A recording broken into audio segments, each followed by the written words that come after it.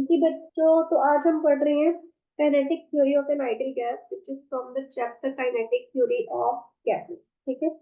अभी तक सारे गैस इक्वेशन, गैस लॉज पढ़ चुकी हैं, इसकी प्रॉब्लम्स कर ली है पिछली दो क्लासेस से। तो अभी पढ़ते हैं इसके बारे में। हमें पता है कि जो हमारा आसपास का मैटर है किससे बना है? एटम से, मॉलिक्यूल से, है ना। जो मॉलिक्यूल्स हैं गैस के, वो हमेशा मोशन में रहते हैं। कैसा मोशन होता है वो? रैपिड एंड कॉन्टिन्यूस मोशन होता है गैसेस का, गैसेस के मॉलिक्यूल्स का। ठीक है। तो जो गैसेस के मॉलिक्यूल्स हर वक्त इस तरह के मोशन में रहते हैं, तो यूजिंग दिस मॉलिक्यूलर मोशन, जो बहुत सारी गैस की प्रॉपर्टीज जैसे प्रेशर, वॉल्यूम, टेम्परेचर, एनर्जी, उनको हम एक्सप्लेन कर सकते हैं। और उस थ्योरी ऑफ गैसेस को हम काइनेटिक थ्योरी ऑफ गैसेस कहते हैं। इसकी कुछ एजम्पशंस है, ठीक है, 7-8 एजम्पशंस है जिसको हम करेंगे। और ये जो काइनेटिक थ्योरी ऑफ गैसेस हमें मिला था, ये दिया गया था बाय क्लॉसियस एंड मैक्सवेल।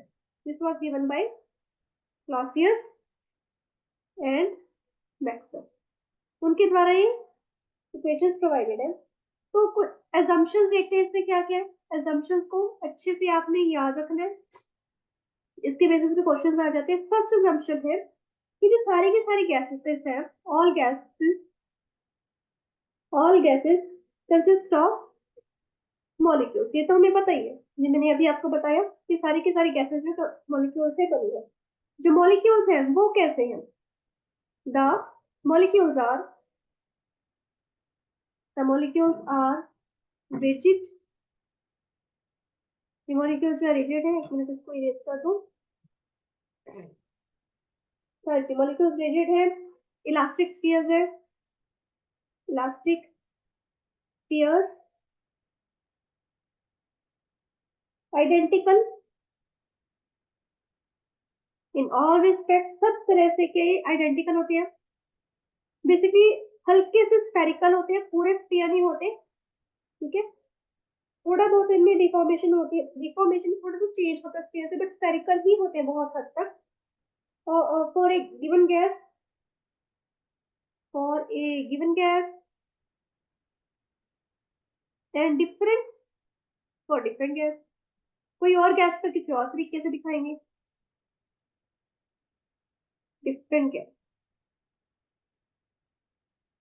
मतलब वो भी रिजिड होंगे, इलास्टिक स्फीयर्स होंगे, बट मान लो ऑक्सीजन का ऐसा है, ओजोन का ऐसा है।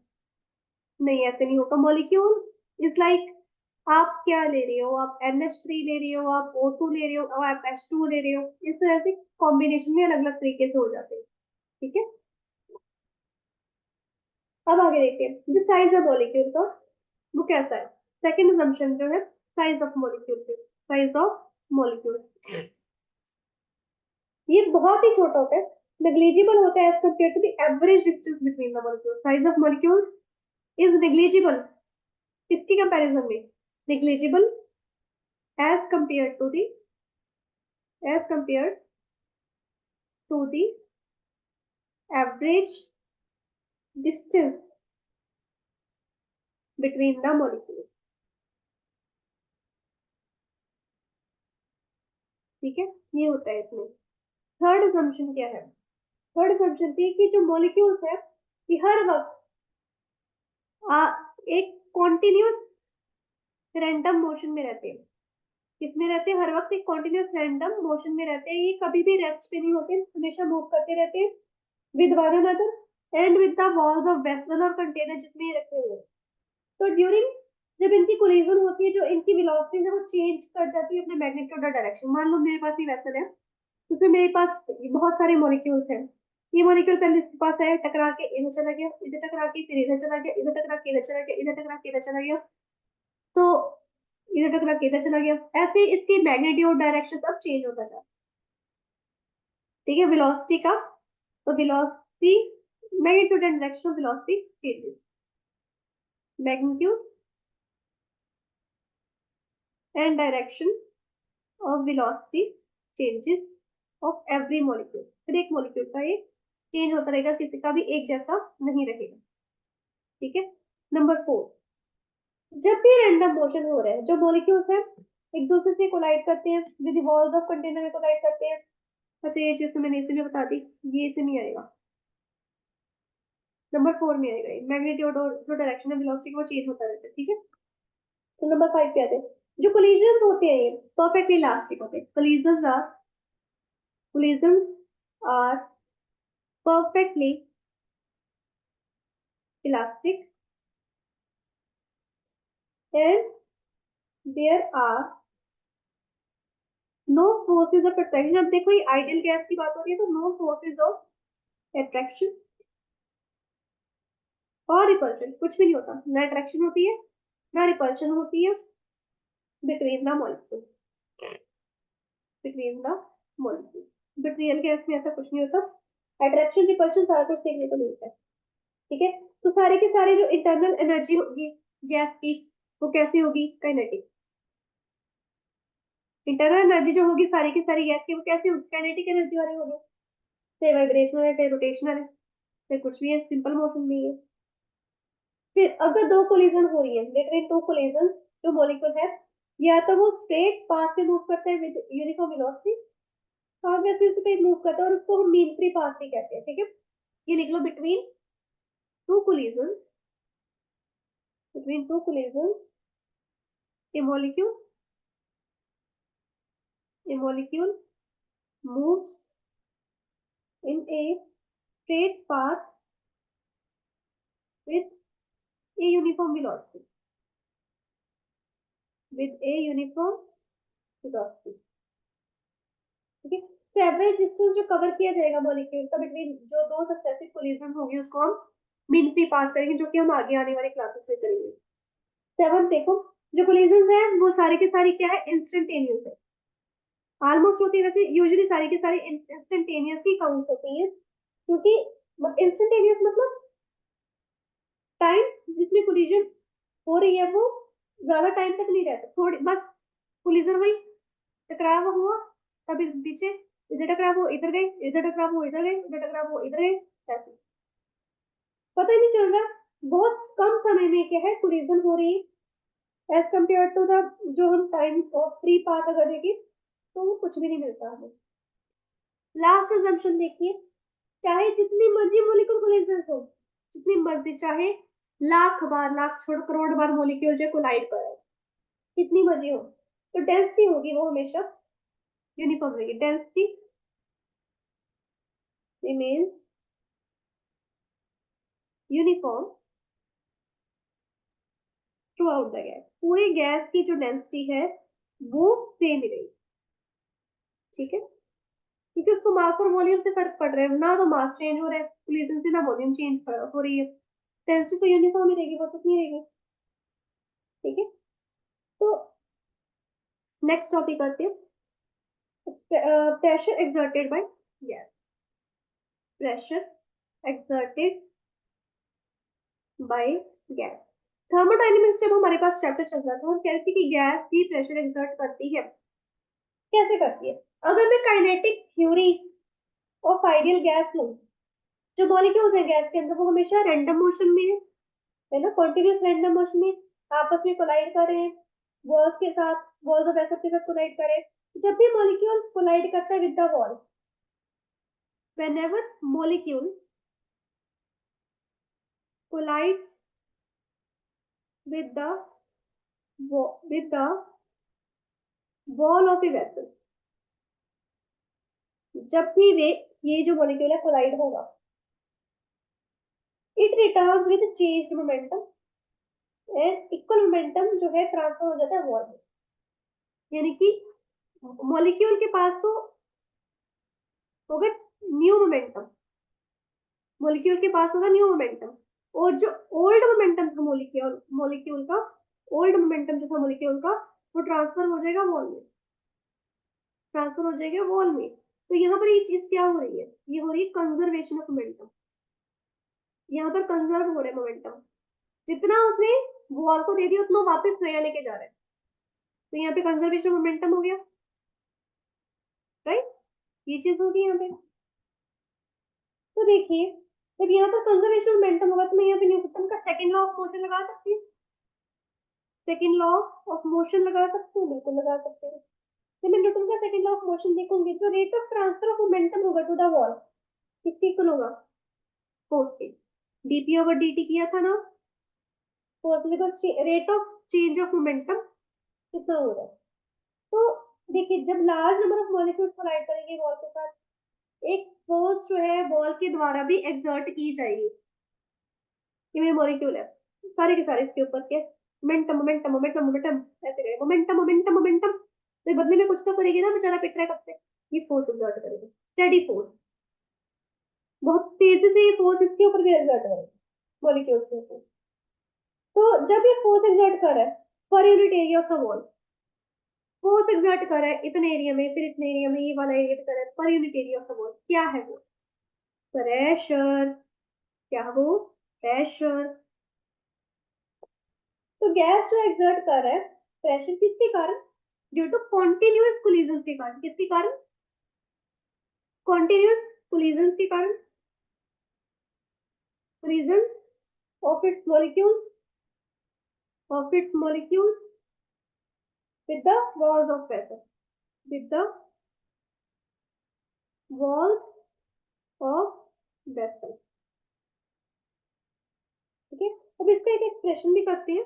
ये तो मैंने आपको थ्योरेटिकल बता दिया, ये क्वेश्चन आ सकता है, how does pressure is exerted by gas. ठीक है, तो ये उसमें आप बता सकते हैं, इसलिए मैंने आपको सारा समझा दिया। इसका एक एक्सप्रेशन करते हैं, वैसे भी करवाने का एक्सप्रेशन था बट मैंने सोचा थ्योरेटिकली भी आपको थोड़ा सा बता दूं। देखिए मान लीजिए मेरे पास ये कोई आइडियल गैस है जिसको मैंने क्यूबिकल वेसल में बंद कर रखा है। ये मेरे पास क्या है, एक क्यूबिकल वेसल है, बना रही हूँ मैं यहाँ पे इस तरह से यहाँ, और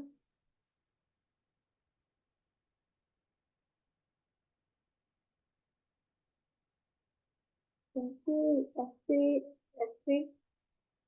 ठीक है, और इसका अंदर से इसके साथ ऐसे कनेक्टेड है, और ये आपस में ऐसे कनेक्टेड है, के ऊपर से बड़ा सुंदर के ऊपर है, नजर ना लगे ऐसे। ये आइडियल गैस इसके अंदर क्यूबिकल वेसल के अंदर है। मान लो जो साइड है क्यूब की वो पैरेलल है to the coordinate axis, sides of cube, ये चीज देखो, are parallel to the coordinate axis. इस चीज को मैं इसके अंदर कैसे दिखाऊंगा, फिगर के अंदर। देखिए फिगर के अंदर आप कह सकते हो कि जो मेरे पास साइड्स आ रही है कोऑर्डिनेट एक्सिस मेरे पास कौन सी ये देखिए, ये तो यहाँ से तो मैं एरिया निकाल लूंगी इस तरह, ये तो यहाँ से तो मेरा एरिया निकलेगा। तो मान लो ये जो ये वाली साइड है, ये वाली साइड उठा ली मैंने। ठीक है, इसकी कोऑर्डिनेट एक्स एक तो यहाँ एक्सिस होंगी, एक तो यहाँ पे, एक यहाँ पे। ठीक है, तो मान लो मेरे पास जो मॉलिक्यूल है इस तरह से कोलाइड करके यहाँ पे आ रहा है ऐसे, right? और इसका ये एक्स हो गया, ये एक्स है, कोऑर्डिनेट देखे ना, तो ये एक्स हो गया, और ये जेड हो गया, और ये वाई हो गया। कोऑर्डिनेट एक्स वाई जेड होते हैं तो पैरेलल है, तो ये एक्स होगी, ये जेड का हो गया, ये वाई का हो गया। तो अगर मैं दिखाना चाहूँ ये वाले फेस पे यहाँ पे कोलाइड करके गया, जब ये कोलाइड कर रहा है इस तरफ आ रहा है और इस तरफ जा रहा है, ऐसे ऐसे आया और ऐसे गया। इसके ऊपर कौन कौन सी फोर्सेस लगेंगी, कौन कौन से कंपोनेंट्स लगेंगे वो देखते हैं। पहले एक बार इसमें देखो, देखिए मेरे पास देखिए n नंबर ऑफ मॉलिक्यूल्स है, I have n number of molecules, molecules कहेंगे, number of molecules per unit volume, लो। ठीक है, तो जो मॉलिक्यूल है सारे के सारे ये मूव करे, मान लो भी बी स्पेस से मूव करे, अगर ये एक्स डायरेक्शन में मूव करे तो वी एक्स है, वाई डायरेक्शन में मूव करे तो वी वाई है, तो जेड डायरेक्शन में मूव करे तो वी जेड है। मैंने तो यहाँ पे ऐसे लिखा है, नेक्स्ट में वाई दिखा रहा है, जेड दिखा रहा है। मान लीजिए जो मॉलिक्यूल है उसकी वेलोसिटी जो है तीनों डायरेक्शन में ऐसे चल रही है, ऐसे ऐसे ऐसे तीनों डायरेक्शन में चल रही है, और ये यहाँ पर जा रहा है ऐसे। ठीक है, और वो क्या है, ये वॉल को हिट कर रही है, सब कोलाइड कर रहा है। ठीक है, प्लेनर वॉल को, परपेंडिकुलर वॉल को या प्लेनर वॉल को आप कह दो, हिट करे, कोलाइड करे इसके साथ। यहाँ पर ये वाई चल रहा है, देखिए ये मेरे पास यहाँ पे एक्स चल रहा है, एक्स वाई का परपेंडिकुलर हो गया, ठीक है। अब देखिए ये जो कोलिजन है कैसा है, इलास्टिक कोलिजन है, कैसा है, इलास्टिक कोलिजन चल रहा है। इलास्टिक मतलब मॉलिक्यूल जो है टकरा के वापस आ रहा है, आपके सामने मॉलिक्यूल टकरा के वापस आ गया, ये गया यहाँ पे वापस आ गया, इसको मैंने इसके साथ ऐसे दिखा दी। ये रिबाउंड कर है with the same velocity, velocity यहाँ पे सेम रह रही है, विद द सेम वेलोसिटी जो मॉलिक्यूल है, मॉलिक्यूल रिबाउंड। इसको ध्यान से करने वाला टॉपिक है ये, ठीक है, इसलिए आराम आराम से समझा रही हूँ। जो वाई और जेड कंपोनेंट है वेलोसिटी के वो चेंज नहीं हो रहे, लेकिन एक्स कंपोनेंट जो है वो रिवर्स हो रहा है, क्योंकि वाई के सामने इस तरह से जा रहा है, ठीक है, ऑलमोस्ट एक्स की तरह जा रहा है, तो एक्स में रिवर्स आएगा साइन का, क्योंकि ये वापस जाके ऐसे आ रहा है, ठीक है, तो साइन का रिवर्स आएगा, नेगेटिव हो जाएगा। तो आफ्टर कोलिजन, बिफोर कोलिजन जो मॉलिक्यूल था, अभी यहाँ पे एक मिनट लिखो,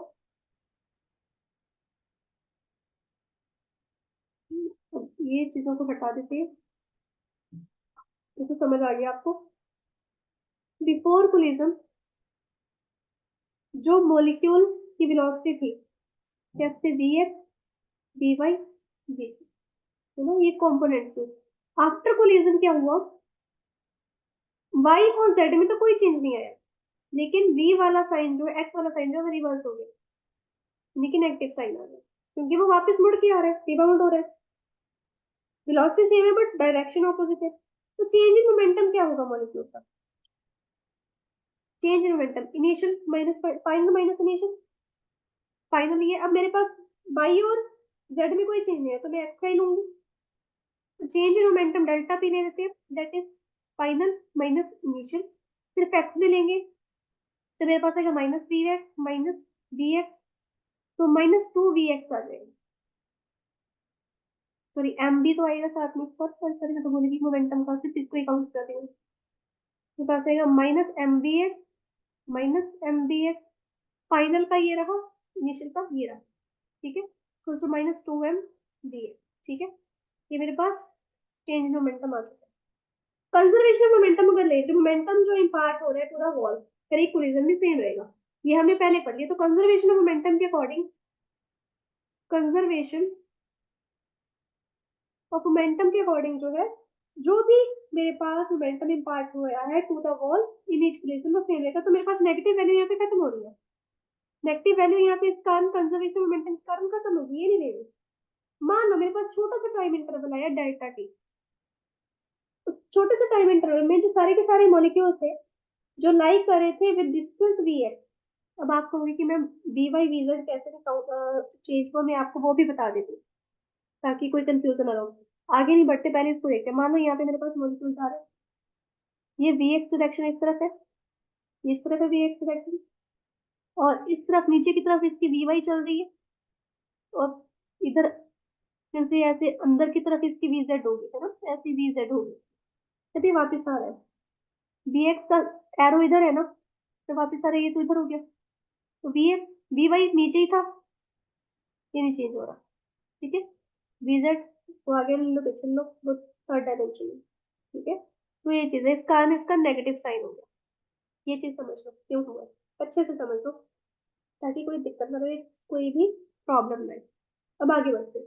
मान लो छोटे टाइम इंटरवल में ये सारे के सारे जो मॉलिक्यूल थे वो क्या है, एक डिस्टेंस में रह रहे हैं, वो सारे के सारे एक छोटे से डिस्टेंस में रह रहे हैं, वो डिस्टेंस जो है, डिस्टेंस क्या होता है, speed into time, speed into time, तो मेरे पास वो छोटा सा डिस्टेंस क्या आएगा, वो छोटा सा डिस्टेंस आएगा, स्पीड है मेरे पास वी एक्स, टाइम है डेल्टा टी, इस डिस्टेंस में रह रहे हैं from the wall, from the wall of area, तो वॉल जो है इसका एरिया है ए, ठीक है। अब इसको वो हिट करके आ रहे हैं वॉल को, या तो वो हिट करेंगे या अभी हिट करके आ रहे हैं, चलो मान लो वो अभी हिट करेंगे, मॉलिक्यूल यहाँ पे है, इतना सा डिस्टेंस है, इतने से टाइम में क्या है, ये यहाँ पे पहुंच जाएगा, इतना सा डिस्टेंस है, या इसको ले लो, इतना सा डिस्टेंस है, इतने टाइम में यहाँ पे पहुंच जाएगा और वॉल को हिट कर देगा, ठीक है, और वॉल का एरिया है ए। अगर मैं कहूँ कि जो मॉलिक्यूल्स है वो एक वॉल्यूम में लाई करते हैं। वॉल्यूम क्या होता है? वॉल्यूम क्या होता है? Area into distance.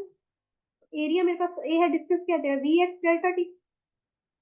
वॉल्यूम आ गया, वो एक वॉल्यूम में सारे के सारे मॉलिक्यूल वेसल के अंदर। तो अगर मैं एवरेज हूँ तो आधे मॉलिक्यूल्स होंगे वो तो वॉल की तरफ ही जा रहे होंगे। मान लो बहुत सारे हैं, आधे मॉलिक्यूल्स वॉल की तरफ जा रहे हैं, आधे मॉलिक्यूल्स वापस वॉल से दूर जा रहे हैं। आधे मॉलिक्यूल वॉल की तरफ, आधे बाहर। आधे वॉल की तरफ, आधे बाहर। आधे वॉल की तरफ, आधे बाहर। आधे वॉल की तरफ, आधे बाहर। ऐसे चलता है। मान लो आधे तो वॉल की तरफ जा रहे हैं, आधे वॉल से टकरा के वापस आ रहे हैं। तो मान लो जो नंबर ऑफ मॉलिक्यूल्स हिट करें वॉल को of area a in time delta T, वो क्या होंगे? क्या कह रही हूँ मैं? नंबर ऑफ मॉलिक्यूल्स क्या करें? Hitting hitting wall of area a in time delta t कितने होंगे? हाफ ही करें ना, आधे मॉलिक्यूल्स करें। मान लो मेरे पास एक मोल है तो उसमें से आधा मोल करें।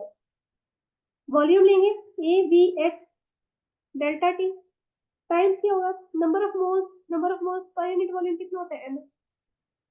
ये आ गया मेरे पास। इसको इक्वेशन नंबर 1 का नाम दे रही हूँ मैं। सॉरी 2 का। 1 तो यहाँ पे थी। ठीक है, यहाँ तक समझ आया? पता चला क्या हुआ है? अब आगे बढ़ते हैं। अब कहूंगी मैं जो टोटल मोमेंटम है सभी मॉलिक्यूल्स का, वो कितना ट्रांसफर हुआ है टू द वॉल। तो टोटल मोमेंटम अब मैं यहाँ पे प्रॉपर ले रही हूँ डेल्टा पी। वो कितना था? 2 m dx इतना आ गया था। लेकिन वो अभी किसका था? एक मॉलिक्यूल था। वो एक मॉलिक्यूल का था, ये n मॉलिक्यूल का है, सभी मॉलिक्यूल्स का। कितना आएगा? तो यहाँ पर जो वॉल्यूम है, कितनी वॉल्यूम चल रही है उसकी, वो भी तो काउंट होगी। तो कितने नंबर ऑफ मॉलिक्यूल्स हिट कर रहे हैं वॉल के, तो वो आ जाएगा सारी volume half a v x delta t साथ में एन। ठीक है, तो यहाँ पे मेरे पास चेंज इन मोमेंटम आ गया। 2 से 2 गया, एम वी एक्स स्क्वायर साथ में एन आ जाएगी। एन आगे लिख लेती हूँ, delta t. N m v x square delta t चीज आ गई है, इतना पता चल गया। तो नंबर 3 का नाम दे। अब निकालिए कितनी फोर्स एक्सर्ट की जा रही है on the wall of area ए। तो डेल्टा पी अपॉन कितना आएगा? डेल्टा टी किया था ना, डेल्टा पी कितना है? N m v x square delta t upon थोड़े टाइम में कितना हुआ? कैंसिल। फोर्स आ गई n m v x square. ठीक है, अब प्रेशर निकालना है, क्योंकि हमें पता करना है प्रेशर एक्सर्टेड बाय गैस कितना है। ये सारा कुछ पहले तो मोमेंटम निकालने के लिए किया, फिर फोर्स से प्रेशर निकाल रहे हैं। Force upon area. अच्छा, साथ में ए भी वो लिख रहे हैं, ए भूल ही गई। ये चीज में गलती करती हूँ, आपको पता है ए अपॉन ए वो कैंसिल हो जाएगा। प्रेशर कितना है? N m v x square. कितना प्रेशर हो गया? कितनी अमाउंट में क्या मेरे पास प्रेशर हो रहा है? तो जो मॉलिक्यूल जो है वो डिफरेंट वेलोसिटी से मूव करे, वो वी एक्स स्क्वायर को क्या है, एक average value v x square bar से रिप्लेस कर देंगे। दैट मीन्स इसको मैं रिप्लेस कर दूंगी किससे? इससे n m v x square ऊपर बार एवरेज वैल्यू है। तो गैस जो है, मान लो मेरे पास आइसोट्रोपिक है। आइसोट्रोपिक है, आइसोट्रोपिक मतलब जो मॉलिक्यूलर वेलोसिटीज होंगी वो इक्वली डिस्टर्ब होंगी डिफरेंट डायरेक्शन में। तो अगर मैं सिमेट्री के अकॉर्डिंग चलूँ तो मेरे पास वी एक्स स्क्वायर आएगा average, v y square average and v z square average. Plus नहीं लेना, सॉरी। इन तीनों की वैल्यू किसकी इक्वल आएगी? इन तीनों की वैल्यू किसकी इक्वल आएगी? इनकी 1/3 सम की। 1/3 v x square average plus v y square average and v z square average, इसके इक्वल आएगी। तो सिंस इनका सम क्या है, टोटल वेलोसिटी कितनी है? That is v square. ये जो वी स्क्वायर है, एवरेज में ले रही हूँ मैं, एवरेज। ये जो एवरेज वी स्क्वायर है, ये क्या है? Mean square velocity of molecule. क्या है? Mean square velocity of molecule. अब वापस आते हैं प्रेशर वाली इक्वेशन में, जो जहां से हमने ये सारा कुछ निकाला है, ठीक है। तो 1 मिनट थोड़ी सी जगह बनाने दो मुझे।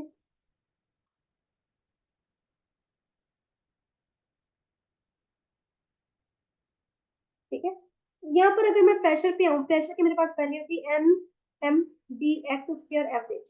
तो बी एक्स स्क्वायर एवरेज मेरे पास इसके इक्वल आ रहा है, यानी कि मेरे पास जो v x square average equal to v y square average, v y square average v z square, इसकी इक्वल है 1/3 v square average v square.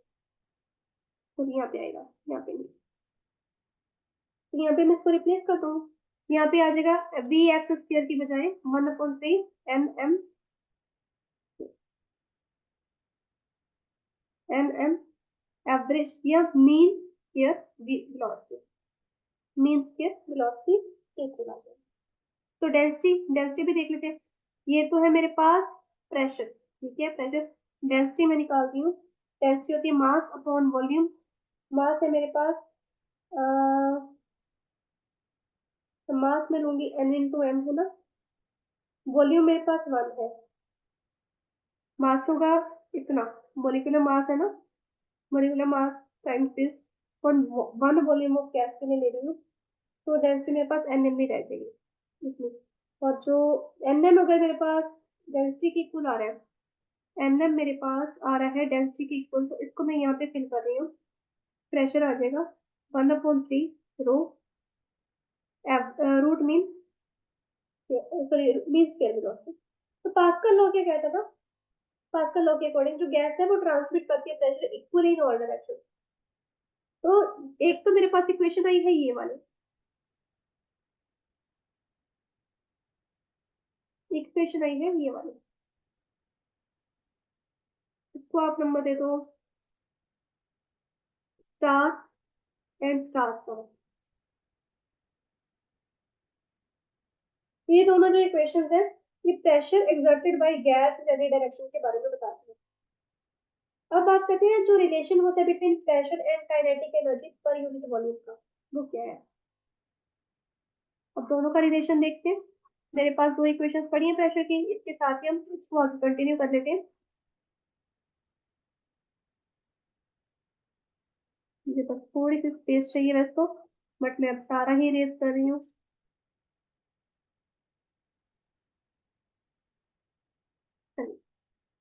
मेरे पास भी प्रेशर की वैल्यू पड़ी है 1/3 रो वी स्क्वायर, ठीक है। कि रूट मीन स्क्वायर वेलोसिटी है वी, मेरे पास पड़ी है। तो mass per unit volume of gas, mass per unit volume of gas क्या आएगा, वॉल्यूम इनटू डेंसिटी। वॉल्यूम कितनी है 1, डेंसिटी कितनी है, तो मास मेरे पास कितना हो गया, रो के equal. Average kinetic energy of translation पर यूनिट वॉल्यूम क्या होगी, ई डैश से क्या तुम्हें एवरेज काइनेटिक एनर्जी है पर यूनिट, और ट्रांसलेशनल एनर्जी जो चल रही है हमारे पास पर यूनिट वॉल्यूम में, मेरे पास आ जाएगी 1/2 रो वी स्क्वायर, वो रो वी स्क्वायर लेंगे, ठीक है।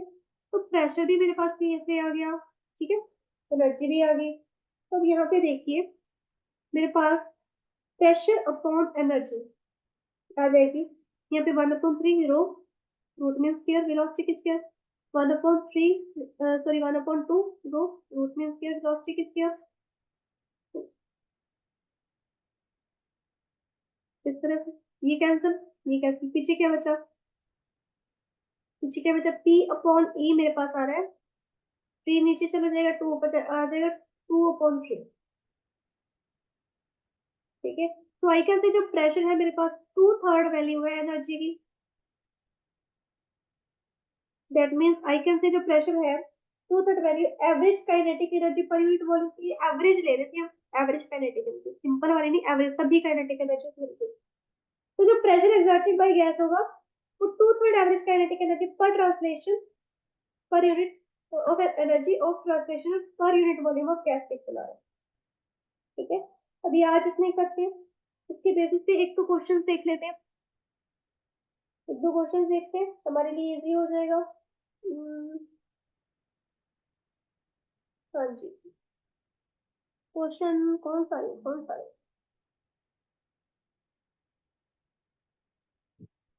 बोल्ट्जमैन कांस्टेंट के ही मेरे पास ज्यादा प्रॉब्लम्स है।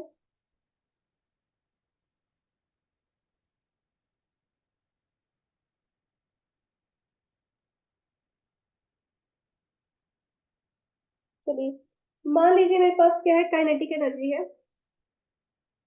और कैलकुलेट करें kinetic energy of 1 mole of argon at 127 degree Celsius. इसको कैलकुलेट करना है, ठीक है। बोल्ट्जमैन कांस्टेंट की वैल्यू हमें पता है, वैसे तो सब दी गई है, 1.38 इंटू 10⁻⁻23 जूल पर मॉलिक्यूल हो रहा है, पर मॉलिक्यूल पर टेम्परेचर। तो मोल में था ये मॉलिक्यूल में, तो एवोगैड्रो नंबर मुझे मिलता है 6.022 10⁻23 मोल इनवर्स। टेम्परेचर को पहले तो डिग्री सेल्सियस से केल्विन में कन्वर्ट करते हैं, 127 प्लस 273 मेरे पास आ जाएगा 400 केल्विन, बड़े आराम से। एन की वैल्यू दी गई है, इसकी वैल्यू। अब kinetic energy of 1 mole of gas, जैसे मैं आपको ये सेशन पहले बता रही हूँ, बट ये आपको आने वाली क्लास में करवाऊंगी। काइनेटिक एनर्जी जो होती है 1 मोल ऑफ गैस मेरे पास 3/2 RT के इक्वल होती है। ये वैल्यू याद रखना, इसका एक्सप्रेशन आगे आने वाली क्लास में करेंगे, ठीक है। अब ये जो आर होता है मेरे पास किसके इक्वल है, a b into n, Avogadro number, ठीक है।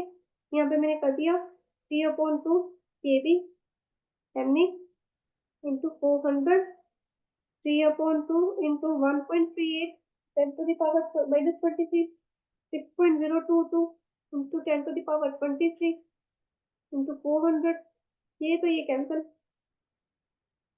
ठीक है।